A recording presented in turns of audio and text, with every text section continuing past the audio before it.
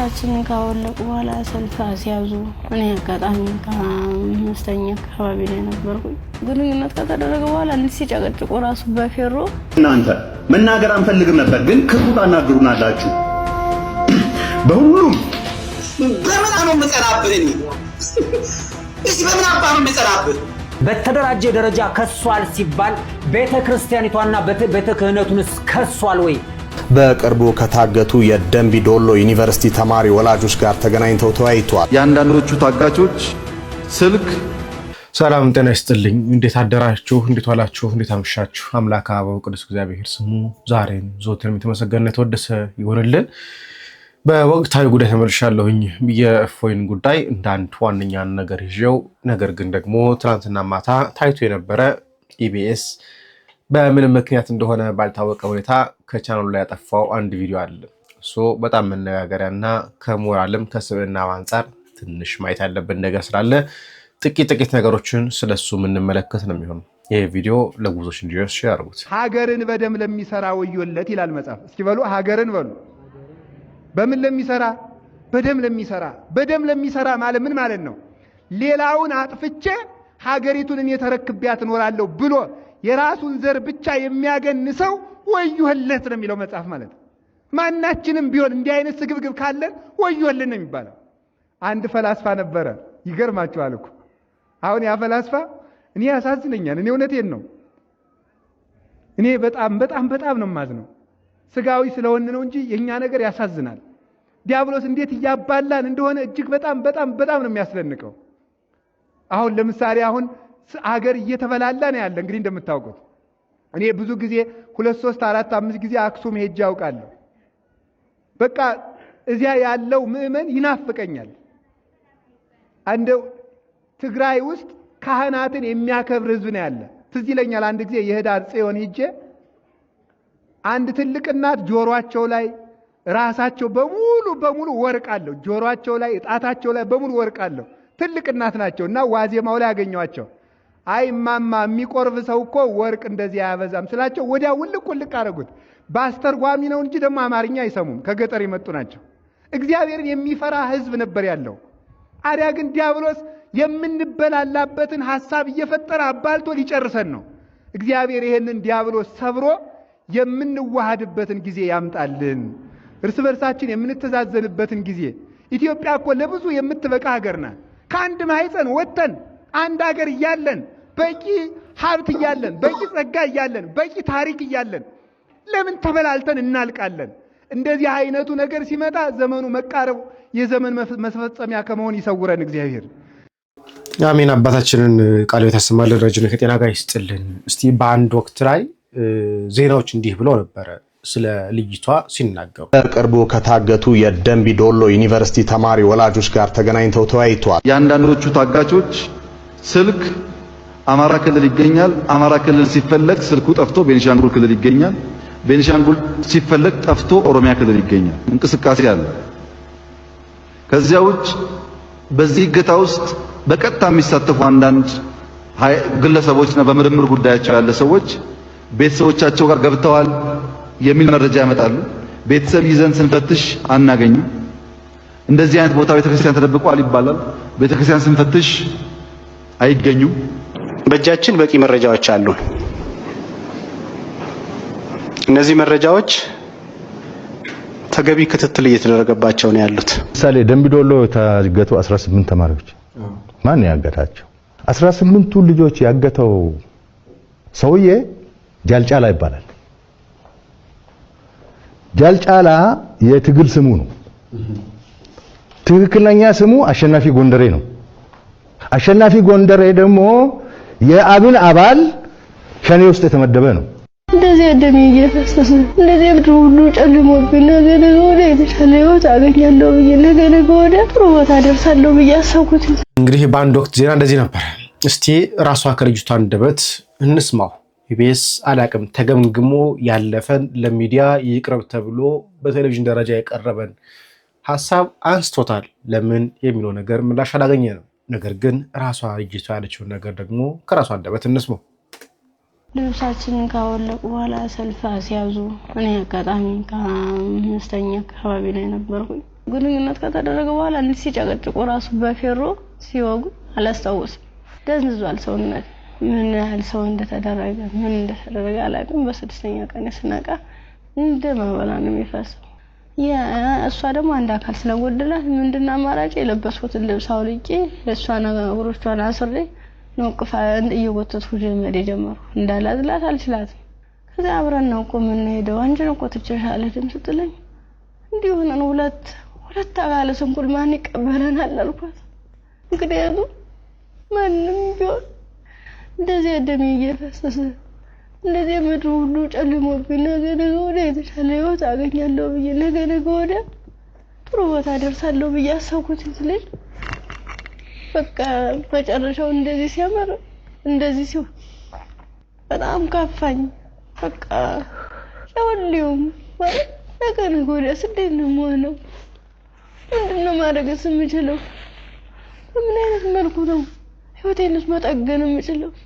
አይዞሽ የሚለኝስ ማንኛው ሰው ነው? በቃ አለው እንደዚህ መጨረሻ ላይ ምንድነው ጎዳና ተዳዳሪን የሆንኩት? ጎዳና ነው ወርቄ በቃ እኔ እንጃ።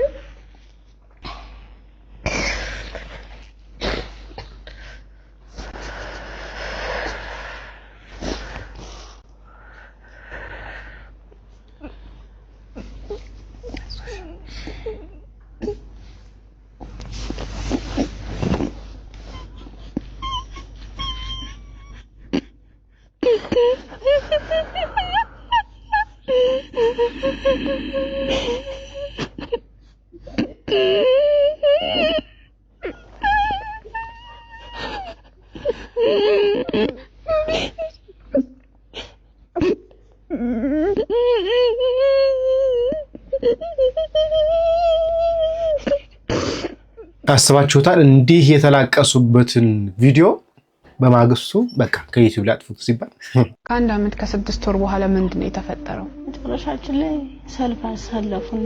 እርቃናችንን አውልቀው ልብሳችንን ካወለቁ በኋላ ሰልፍ ሲያዙ እኔ አጋጣሚ ከአምስተኛ አካባቢ ላይ ነበርኩኝ። ግንኙነት ከተደረገ በኋላ እንዲህ ሲጨቀጭቁ ራሱ በፌሮ ሲወጉ አላስታውስም። ደንዝዟል ሰውነት። ምን ያህል ሰው እንደተደረገ ምን እንደተደረገ አላውቅም። በስድስተኛ ቀን ስነቃ እንደ ማባላ ነው የሚፈሰው። እሷ ደግሞ አንድ አካል ስለጎደላት ምንድነው አማራጭ የለበስኩትን ልብስ አውልቄ ለሷ ነገሮቿን አስሬ ነውቅፋ እየወተትኩ ጀመር ጀመሩ። እንዳላዝላት አልችላትም። ከዛ አብረን ነው ምን ሄደው አንቺ ነው ቆጥቼሻለ ድምጽ ጥለኝ እንዲሁ ነው ሁለት አካለ ስንኩል ማን ይቀበለናል አልኳት።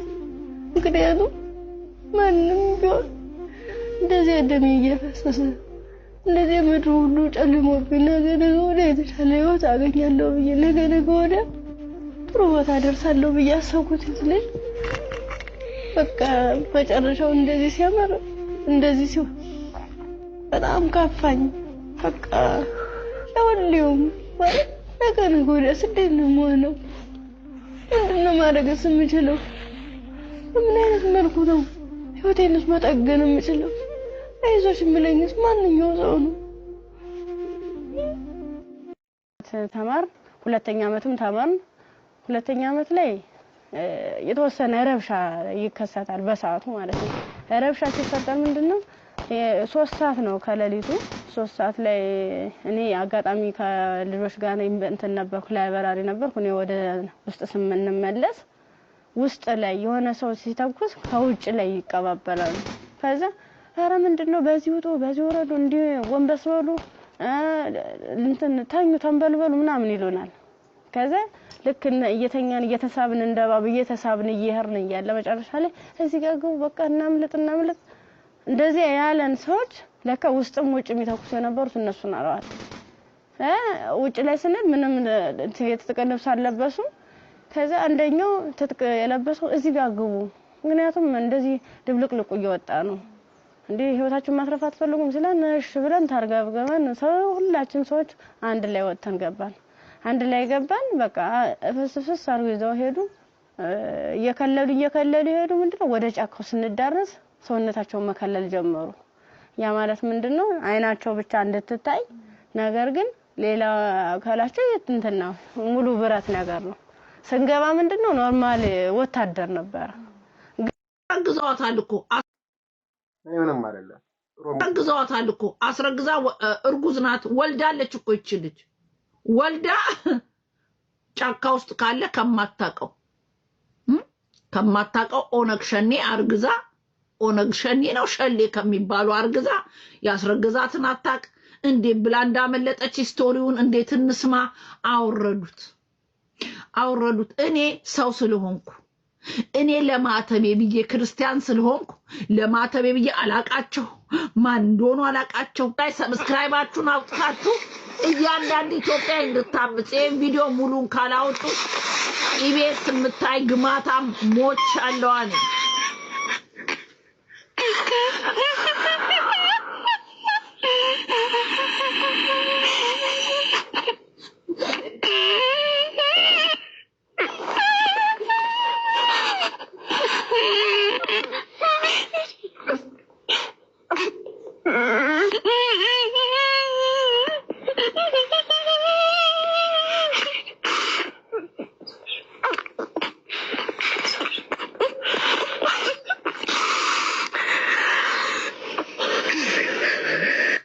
አሁን ለነዚህ ድምጽ ለመሆን መጀመሪያ ሰው መሆን ያስፈልጋል። ሰው የሚባል ታውቃላችሁ፣ በእግዚአብሔር አምሳያ የተፈጠረ ሰው። ከዛ ምን መሆን አለባችሁ? ኢትዮጵያዊ። አለቀ። እናመሰግናለን ሮሚ። ሰው ከሆነ ብቻ ወይ ደግሞ ኢትዮጵያዊ በኋላ ይመጣል። መጀመሪያ ግን ሰው መሆን ጠይቃል። ያ ሐሳቦችን ለማየት እና ሰው እንሁን። ሌላው ነገር እግዚአብሔር አምላካችን ይወቅልን። ወደ ፎይል ጉዳይ መጣ ነው። ከፎይ ጉዳይ ሲመጣ ታዲያ ከዘመርኩን እንጀምር። በምን ነው መቀናብህ? እሺ በምን አባህ ነው መቀናብህ? እኔ ለመሆን የምትላላጠው አንተ፣ እኔ ለመምሰል የምትላላጠው አንተ፣ በኦርቶዶክሳዊ የምትቀና አንተ፣ በአደባባዩ ትቀናለህ፣ በቤተክርስቲያኑ ትቀናለህ፣ በቅዳሴው ትቀናለህ፣ በሰንበት ትምህርቱ ትቀናለህ። ናላችሁ የዞረው እናንተ። እኔ ምንድነው የሚያስቀናኝ? እስቲ አንተ መጥተህ እኔ መስጊድ አልመጣው፣ እኔ ያንተ የምትሰግድበት ቦታ አልሄድኩ። አንተ ነህ መስቀል አደባባይ የመጣው። አቡበከር እኮ ነው ቆሞ በመስቀል አደባባይ ላይ ኢድ አልፈጥርና ፈጠርን ይላል። እዛ መስቀሉ ላይ እየሰገደ እኔ መስቀል ላይ እየሰገድክ፣ እኔ አደባባይ ላይ እየሰገድክ፣ የኔ ቅዱስ ቦታ ላይ እየሰገድክ፣ ለመስቀሉ እየሰገድክ፣ ለመስቀሉ እየተንበረከክ ደስ ነው የሚለኝ። እኔ ደስ ነው የሚለኝ ቃላዋጭ ስለሆንክ ደስ ነው የሚለኝ። አንተ አርክሰሃል እንኳን ብል መስከረም ላይ አባቶቼ መጥተው ከጠዋት ጀምሮ እስከ ማታ ድረስ ስብሐተ እግዚአብሔሩን ቃለ እግዚአብሔሩን ነግረውበት ውዳሴው ዝማሬው። እስቲ ወደ ወሃቢያው ከመምጣት በፊት አንድ የሚያስቅ ያ ወሃቢስት የሚያስቅ ንግግር ተናገረ። የሚያስቅ ብቻ ሳይሆን የሚያስተዛዝብም ጭምር ይመስለኛል። ሙራድ ይባላል። ቅድም ማሳይቻችኋለሁ ብዬ አስባለሁኝ። አንድ ክርስቲያን ኦርቶዶክሳዊ ክርስቲያን በሶሪያ የነበረ ክርስቲያን እንደምታዩት ነው። the truth about Christian fighting with ISIS ይላል 2017 የሚል ነው። ይሄ ማለት አሁን 2025 ላይ ያለ ነው። ከ8 ዓመት በፊት ማለት ነው። በደምብ ስሙ 2017። ታዲያ ይሄ ሙራድ የተባለው ሰው ይሄንን ፖስት አደረገና እንዲህ ይላል። የዛሬ 13 ዓመት ፎቶ ዛሬ ላይ ለጠፋችሁት አይነት ነገር ነው። 13 ሲደመር 2017 2030 ነው የሚሆነው። ይሄ ሰው 5 ዓመት ቀድሞ ሄዷል። እኛን እያረመ እኛን እየሰደበ ነው። እኔ በረመዳን ክፉ አልናገርም ብዬ ትቼው እንጂ እንዲሁ ከፖለቲካው ከአካዳሚኩም ከቤተ ክህነቱም ተላምጦ ይሄ ማለት ያው እንትናን ስለጻፈው ታዬ ቦጋለ ነበር ይሄን ፖስት ያደረገው የነበረውና እሱን ለመናገር ነው እንዲህ ይሆናል። ነገር ግን ይህ ፎቶ ከ13 ዓመት በፊት በሶሪያ በአይኤስአይኤስ ቡድን አየር መከላከያ ሲያወድም ይህ ግለሰብ የሺዓ ቡድን ተዋጊዎች መካከል ላይ ነበረ። ስለዚህ መስቀሉን አገኘሁት ምናምን ይነገራል። መቼ አለ? ከ13 ዓመት በፊት። ግን ፎቶ መቼ ነው? ራሱ በለጠፈው ላይ ራሱ 2017 ሲደመር 13 ስንት ነው? በሱ ንግግር 2030 በማን አቆጣጠር እየሆነ እንደሆነ ግን አናውቅም። ይሄ ሰው ነው እንግዲህ አሁን እኛን እያረመን ያለው ይሄ ሰው ነው። ቁጥር ሳስታችኋል እንደው ቁጥር እንኳን ታቁም አይ ነገር እየተናገረ ያለው እናዝናለን። እስቲ ቤተክርስቲያንን መከሰስ አለባት ያለውን ደግሞ ሌላኛው ወሃቢ ደግሞ እንመልከት። መልኩ ክስ መስርቷል ምናምን የሚባል መጅሊሱ የት አለ? በተደራጀ ደረጃ ከሷል ሲባል ቤተክርስቲያኒቷና ቤተክህነቱንስ ከሷል ወይ? መነሻው ዛ አይደለም ወይ የሚል ጥያቄ ነው ሙግት ማንሳት የምፈልገው። አንድ ግለሰብ በመክሰስ አንድ ዱርዬ ምናልባትም የአይምሮ ጭንቀት ያለበት ወይም ዝግመት ያለበትን ሰው ከሶ እሱን በማሳሰር ለውጥ አይመጣም። ይሄ ልጅ ከየት ነው ያነበበው? ከየት ነው የመጣው? መነሻው ምንድነው ስትል እነ ተአምረ ማርያም ናቸው። ተአምረ ማርያም ላይ ያነበበውን ነገር መጥቶ ከተናገረ ተናጋሪውን ሳይሆን ያነበበበትን ምንጩን ሳታረጋጋ ምንጩ ላይ እልባት ሳትሰጥ ከላይ ያለውን ውሃ በትጨልፈው ደግሞ ምንጩ ጉድጓዱን ይሞላዋል። ውሃው እስካልደረቀ ድረስ እንደገና ይሞላል። አንተ ከላይ ያለውን እያነሳ ተደፋ ይሆናል። ይሄ ከንቱ ልፋት ነው። እፎይ ያነበበው አለ ከተአምረ ማርያም ነው። እፎይ አንድ ቀን ተአምረ ማርያም ጠቅሶ አያውቅም። ሳሒህ አልቡኻሪን፣ ቁርአኑን፣ ሳሒህ ሙስሊሙን፣ ኢብን ማጃሁ ምናምን ይጠቅሳል እንጂ አንድ ቀን ተአምረ ማርያም ጠቅሶ አልተናገረም። ስለዚህ የእሱን መጽሐፍ ማንበቡ የእስልምናው መጽሐፍ ማንበቡ ምንድን የሆነበት ተአምረ ማርያም ነው አለ። እነኚህ ናቸው እንግዲህ እኛን ሊከሱ እየፈለጉ ያሉት። እኛስ እነኚህ የተናገሩትን ሰዎች ምን አደረግናቸው? ወደ 30ኛ ዓመታት እየዘለቅን ነው። በአፖሎጀቲክስ ስራ ወይ ደግሞ በዕቅበተ እምነት ስራ በሱ ደግሞ ስድብ ስራ 30 ዓመትን አስቆጥሯል። ይህ ሰው እፎይ ገና 1 ዓመት ከ4 ወር ያልሞላ ሰው ነው። ይሄ ግን 30 ዓመት ሙሉ እንዲህ ሲል ነበር። ይሄ ትልቁ ሐሰት ነው ማለት እሱ በተለያዩ የአውቶቡስ ተራ ለቤተ ክርስቲያን መስሪያ ወይም መገንቢያ ይሆን ዘንድ ለገቢ ማሰባሰብ የሚጠቀሙባቸው ወይም የሚለምኑባቸውን ስዕሎች ነው የሚያመለክተው ወይም የሚያመልከው በእነሱ ስም ነው እንግዲህ የሚናገረው። ይሄ በጣም አሳፋሪና አስቀያሚ ቀፋፊ የሆነ አምልኮ ነው። በዚህ በኩል ስንመለከት ምናልባት አላውቅም እግዚአብሔር በአምሳሉ ነው የፈጠረኝ የሚል እምነት ሊኖርሽ ይችል ይሆናል። ግን ሰውን ነው ያለው፣ ሴትን አይደለም። ሰውን ነው ያለው። ይሄ ላይጨምርሽም ስለሚችል ምናልባት አላውቅም እኮ አልቆባቸዋል ስትለው ኢየሱስን አንቺ ሴት ካንቺ ጋር ምን አለ ብሏታል ይላል። አንድ ወንድ ልጅ አንዲት ሴት ልጅ ሕፃን ልጅ ትንሽ ልጅ ወይም ደግሞ ለእናቱ ማንም ቢሆን አንቺ ሴት ብሎ መልስ መልሳል አይደለም። ኢሳን የመሰለ የተከበረ ነብይ የተባለ ሰው ቀርቶ ማንም ቢሆን እንደው ጋጦጥ ነው እንኳን ቢባል አንድ ሰው እናቱን አንቺ ሴት አይልም። ኦህላና ኦህሊባ በወጣትነታቸው አመንዝሮች ነበር። ግብጽ ምድር ላይ አመንዝሮች ነበሩ ይላል። ሁለቱን አግብቼ ልጆች ወለዱልኝ ይላል። ምን ማለት ነው? ይሄ ማለት ጋብቻን ቀጥታ ፈጣሪ እንደፈጸመ ተደርጎ ተጽፎበታል ነው። እንደዚህ ሲናገር 30 ዓመት አልፎታል። ግን እስካሁን ድረስ ምንም የተባለ ነገር የለም። ያሳዝናል። እስቲ ወንድሜ ዮሐድ የነኝን ሰዎች ቅጥፈት ይናገር። ትላንትና በስቲያ ይሁን ትላንትና እንዲሁ አጋልጫቸው ነበር እነኝህ ሰዎች። ወንድሜ ዮሐድ ደግሞ በተረጋጋ ሁኔታ እንዲህ ያጋልጣቸዋል። ምን አይነት ቦታ አለኝ? አሁን ሙስሊም ሴት ብሆን ምን አይነት ቦታ አለኝ በምገባበት? እንዴት ያያታል እስልምና ሴት? ግን ይሄን ነገር ታውቂ ነበር? እንደው አዲስ አላህ እንግዲህ በተከበረው ቁርአን ሱረት ኒሳ አለ፣ ለሴት የሴት ልጅ ሱራ አለ። ሱረት ራጅል የለም፣ ለወንዶች አላወረደም። ግን ለሴቶች ምን ያህል በእስልምና ቦታ እንዳላቸው የምታውቂው በቁርአኑ በተከበረው ቁርአን ሱረት ኒሳ ብሏል። የሴቶች ሱራ አለ። ሱብሃንአላህ። ሱረት ራጅል አለ እንዴ? ለወንዶች የለም። እዛ ጋር አላህ እኛ በእስልምና ሴቶቻችንን እንዴት አድርገን መያዝ እንዳለብን ይነግራል። ወይል ብዙ ጊዜ ምስኪኖችን ለመሸወድ ከሚጠቀሟቸው ታክቲኮች አንዱ ምዕራፍ እኮ አላቸው የሚል ነው። በእስልምና ውስጥ ቁርአን ላይ በቁርአን ምዕራፍ ውስጥ ብቸኛ ስሟ የተነሳ ሴት። በነገራችን ላይ በምዕራፍ ደረጃ ከሄድን ላምም ምዕራፍ አላት፣ ጉንዳንም ምዕራፍ አለው፣ ንብም ምዕራፍ አለው፣ ጠንቋዮችም ምዕራፍ አላቸው። ያው ሱረቱል አሹራ ባለቅኔዎች ምዕራፍ የጠንቋዮች ምዕራፍ ማለት ነው። ዋሻ ጭምር ምዕራፍ አለው። ዋሻን እያከበረ ነው አትለው መቼ። ዋናው ጉዳይ ግን ሴቶች ምዕራፍ መሰጠታቸው ከእንስሳት ጋር መቆጠራቸው ማሳያ ነው። ምክንያቱም በእስልምና ሴቶች እንደምን ስለሚቆጠሩ እንደ እንስሳ። ይሄንን ከራሳችን ነው የተናገረው አይደለም፣ በማስረጃ እናሳይ። ታሪክ አልጠበሪ ወይም ደግሞ ሂስቶሪ ኦፍ አልጠበሪ ቮሊዩም 9 ገጽ 113 ላይ ሱረቱል ኒሳ የሴቶቹ ምዕራፍ አያ 34 ወይም ደግሞ ቁጥር 34 ላይ እንዲህ የሚል ሐሳብ እናገኛለን። እነዚያም ማመጻቸውን የምትፈሩትን ገስጿቸው፣ በመኝታም ተለዩዋቸው፣ ምቷቸውም ቢታዘዟቸው በእነርሱ ላይ መንገድን አትፈልጉ ይላል። አሁን ምቷቸው የሚል ሐሳብ ቁርአን ያዛል። ሴቶችን መመታት እንዳለባቸው፣ በመኝታ ሊለዩዋቸው እንደሚገባ፣ ሊገስጿቸው እንደሚገባ ይናገርና ይህ ምን ማለት ነው የሚለውን ሂስቶሪ ኦፍ አልጠበሪ ሲያብራራ እንዲህ ይላል if they do then God permit you to shut them in separate room ምን ማለት ነው? ተለያቸው በመኝታ ማለት ባዶ በሆነ ክፍል ዘግታችሁ እንድታስቀምጧቸው ማለት ነው። and to beat them እንድትመቷቸው ማለት ነው።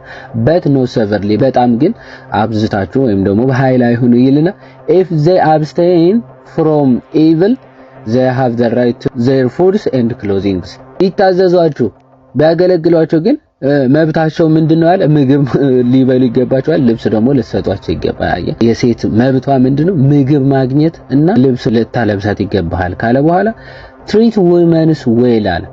ሴቶችን ተንከባከቧቸው for they are domestic animals ስለዚህ እነሱ ልክ እንደ የቤት እንስሳ ናቸውና ይላል like a domestic animals እንደ ቤት እንስሳ ናቸውና ተንከባከቧቸው። ስለዚህ የቤት እንስሳ ብሎ ስለሚጠራቸው ነው አንድ ምዕራፍ የተሰጣቸው። ለማንኛውም ሱረቱል ኒሳ እስቲ ምዕራፉን የተወሰነ እንመልከተው። ሶስተኛው አያ ላይ እንዲህ ይላል በየቲሞችም ማግባትን አለማስተካከላችሁ ብትፈሩ ከሴቶች ለእናንተ የተዋበላችሁ 2 2 3 3 4 4 አግቡ ይላል። አያ ሴቶችን እንዴት መጠቀም እንዳለብህ የሚናገር ምዕራፍ ማለት እንጂ የሴቶች መብት የሚናገር ምዕራፍ ማለት አይደለም።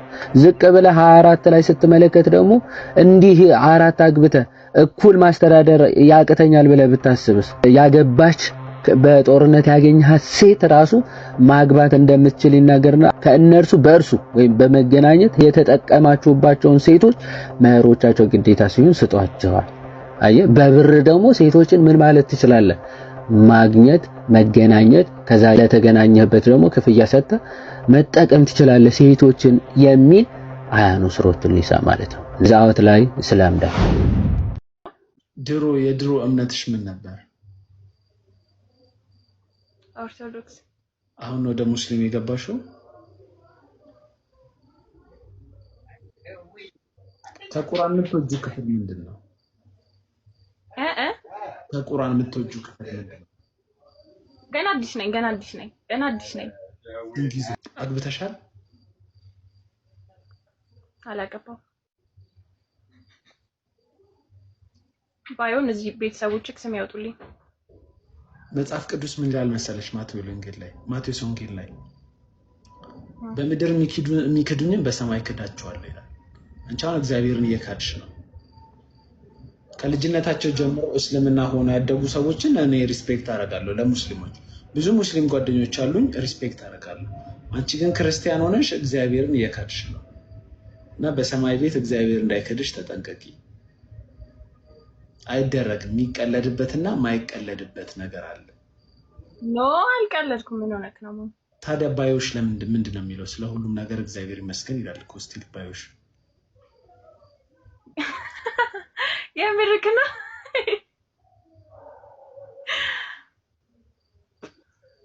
አያስቅም። እኔ በብዙ ነገር ልቀልድ እችላለሁ፣ ግን በሃይማኖት አልቀልድም እኮ። ነው የፈለኩት ማመን እችላለሁ። አዎ እኮ ሙስሊም ከሆንሽ ሪስፔክት አድርጌ አከብርሻለሁ፣ ግን ሁለት ነገር አትበይ። ለሙስሊሞችም ዲስሪስፔክት ነው። ስቀይርስ ቆይሽ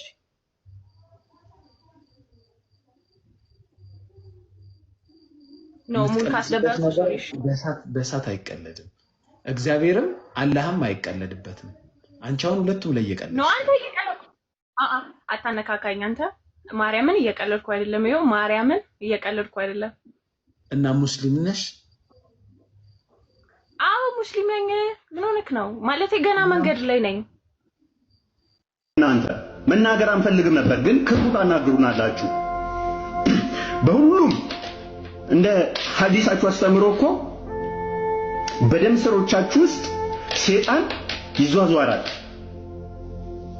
ሳሂህ አልቡኻሪ 3269 ላይ ተዘገበ ነው። ሱና.com ላይ ግባና ሰርች አድርገው ታጣው ናና ጠይቀኝ። ቡኩ ካለ ቡክ ነምበሩ እነግርሃለሁ በኋላ። ሁሉም ሙስሊም ሲወለድ ሰይጣን አለበት ይላል እኮ ሐዲስ። ታዲያ አስቀድሞኑ ስትወለድ ሰይጣን እንዳለበት ከተነገረ ሰይጣን ተደረገብኝ የምትለው አሁን እኔ የምከሰብኝ ምክንያት ምን አለ? ይሄም የተዘገበልህ ነው። ሁሉም ሙስሊም ሰይጣን እንዳለበት ይናገራል ሐዲሳችሁ። ሁሉም ሙስሊም ስትወለዱ ጀምሮ ህፃን ልጅ ያለ ሰው ሰይጣን ስለሚነካው ነው ይባላል። ሳሂህ ሙስሊም 2814 ኤል የተዘገበ ነው። ስለዚህ እኔ አሁን ልወቅሰኝ አይችልም በዚህ።